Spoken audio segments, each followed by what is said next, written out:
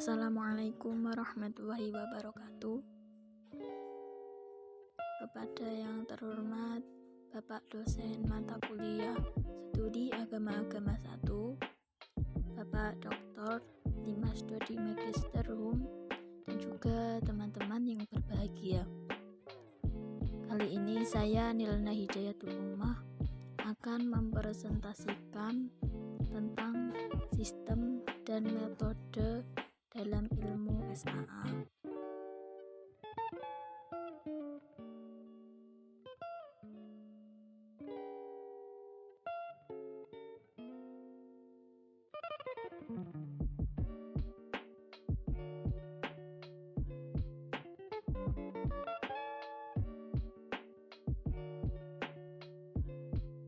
Baik, langsung saja.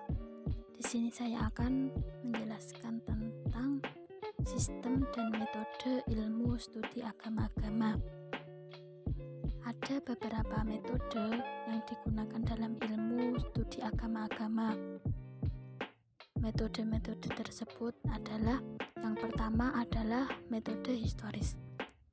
Metode ini mengkaji tentang agama yang dikaji dari segi atau aspek periodisasi dan saling pengaruh antara agama yang satu dengan agama yang lainnya. Dan di sini juga dikaji tentang asal-usul dan pertumbuhan pemikiran dan juga lembaga-lembaga agama melalui periode-periode perkembangan sejarah tertentu, serta memahami peranan kekuatan-kekuatan yang diperlihatkan oleh agama dalam periode tersebut. Agama yang dikaji dalam metode ini bukanlah hanya agama secara keseluruhan, melainkan juga dikaji tentang aliran-aliran tertentu dari suatu agama maupun tokoh-tokoh tertentu dalam sejarah. Di sini ada beberapa contoh dari metode historis. Misalnya yang pertama dalam kajian C.C.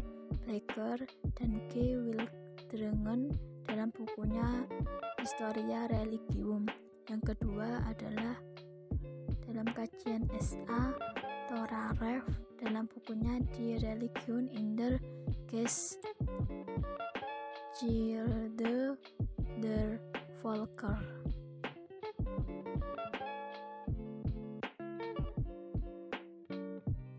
Yang kedua adalah metode sosiologis.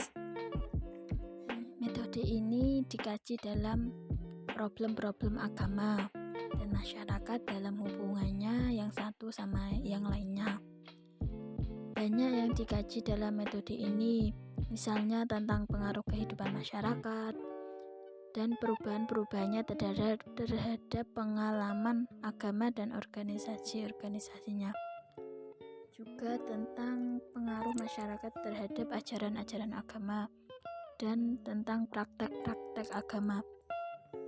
Yang ketiga adalah metode psikologis.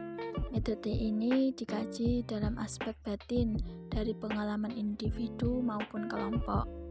Dalam metode ini dikaji tentang interrelasi dan interaksi antara agama dengan jiwa manusia. Ada beberapa contoh dari penggunaan metode psikologis, misalnya dalam kajian agama yang dilakukan oleh J.M. Garrod dan P. Janet. Mereka menyimpulkan bahwasanya agama dapat dijabarkan terutama kepada neuros dan histeri.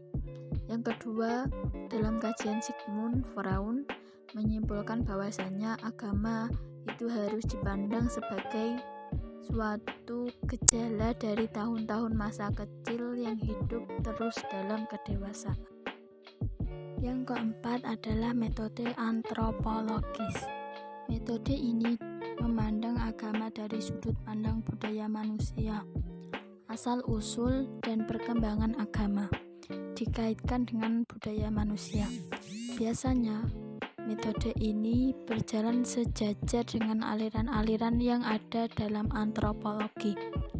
Contoh dari penggunaan metode antropologis ini misalnya dalam kajian E.B. Taylor dalam bukunya Primitive Culture yang menyimpulkan bahwasanya menurut evolusi asal-usul agama adalah animisme. Dari kajian Andrew Leigh dalam bukunya The Making of Religion menyimpulkan bahwasanya agama adalah kepercayaan kepada dewa yang tinggi. Yang kelima adalah metode fenomenologis.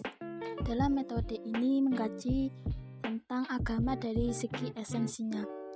Dalam metode ini, mengkaji agama berusaha untuk menyampaikan hal-hal yang bersifat subjektif.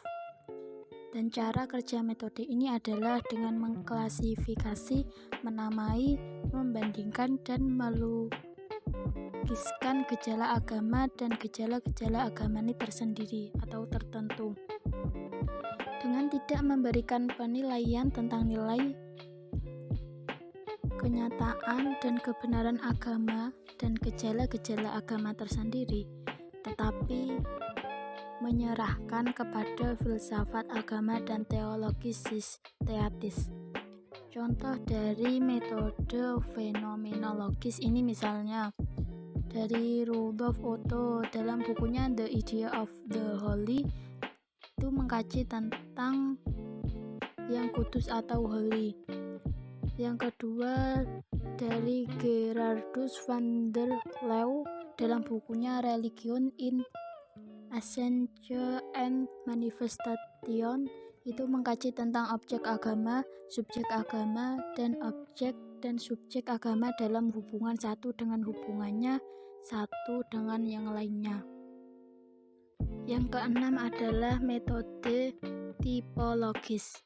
Dalam metode ini mengkaji agama atau gejala-gejala agama dengan membuat tipe-tipe tertentu. Di sini, gejala-gejala agama yang ruwet disusun dengan tipe-tipe ideal.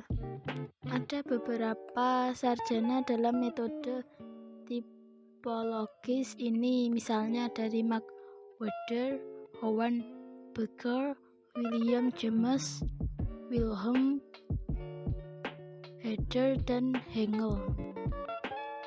Yang ketujuh adalah metode perbandingan atau komparatif.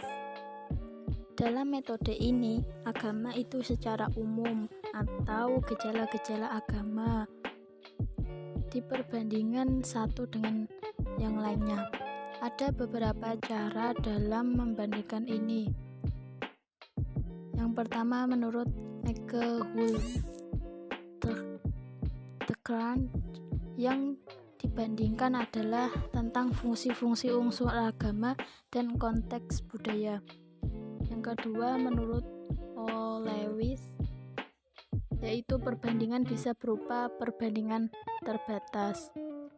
Selanjutnya menurut Platford, yaitu perbandingan dapat berupa gejala-gejala agama sebagai keseluruhan maupun perbandingan gejala-gejala yang bersama di dalam agama-agama. Baik, terima kasih atas waktunya dan mohon maaf yang sebesar-besarnya apabila banyak kekurangan dalam video presentasi kali ini. Semoga menjadi bermanfaat dan barokah. Cukup sekian. Wassalamualaikum warahmatullahi wabarakatuh.